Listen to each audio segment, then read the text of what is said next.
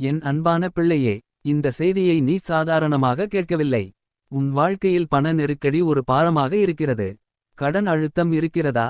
வங்கி அழைப்புகள் வருகிறதா? குடும்ப பொறுப்புகள் உன்னை நசுக்குகிறதா? இன்று நான் உனக்கு சொல்கிறேன், கர்த்தர் என் மேய்ப்பான், எனக்கு குறைவில்லை. சங்கீதம். குறைவு உன் வீட்டில் தங்க முடியாது. ஏனெனில் நான் உன் மேய்ப்பான். இன்று ஒரு மாற்றம் ஆரம்பமாகிறது. செல்வம் உண்டாக்கும் வல்லமையை உனக்கு கொடுப்பவர் கர்த்தர். உபாகமம். நீ ஏழ்மை ஆவிக்குள் பிறக்கவில்லை. நான் உன்னை ஆசீர்வாத உடன்படிக்கைக்குள் அழைத்தேன். உன் கைகள் வெறுமையாக இருக்கலாம். ஆனால் என் வாக்குத்தத்தம் வெறுமையாக இல்லை. இப்போது சொல்லு, கர்த்தரே, என் பொருளாதார கதவை திறக்கவும். இன்று நான் அறிவிக்கிறேன், நின்றுபோன வருமானம் திறக்கப்படும். தடைப்பட்ட வேலை வாய்ப்பு வரும். எதிர்பாராத உதவி உன் வாசலில் வரும். நான் பரலோக ஜன்னல்களை திறந்து ஆசீர்வாதத்தை ஊற்றுவேன்.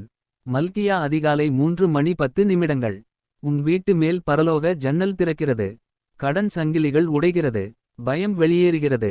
பற்றாக்குறை மனப்பான்மை நொறுங்குகிறது. இப்போது கையை உயர்த்து. இயேசுவின் நாமத்தில் கட்டளையிடுகிறேன். பண நெருக்கடி வெளியேறு. ஏழ்மை ஆவி வெளியேறு. தோல்வி சாபம் உடை. உன் வீடு ஆசீர்வாத மையமாக மாறுகிறது. நீ விதைத்த கண்ணீர் அறுவடையாக திரும்பும். கண்ணீரோடு விதைப்பவர்கள் ஆனந்தத்தோடு அறுப்பார்கள். சங்கீதம் 126:5. இன்று வரை நீ அழுதாய். இனிமேல் நீ சாட்சியாக நிற்பாய். உன்னை இகழ்ந்தவர்கள் உன் உயர்வை காண்பார்கள். நீ கேட்காத பதவி உன் கைகளில் வரும்.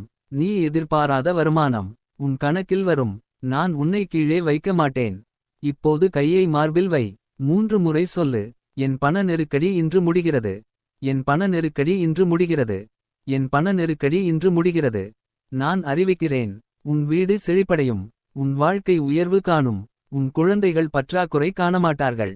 இன்று ஒரு புதிய பொருளாதார பருவம் ஆரம்பமாகிறது. நான் உன் தேவைகளை நிறைவேற்றுகிற கர்த்தர். என் தேவன் தமது ஐசுவரியத்தின்படி உங்களுக்கு தேவையான அனைத்தையும் நிறைவேற்றுவார். ஆமேன்.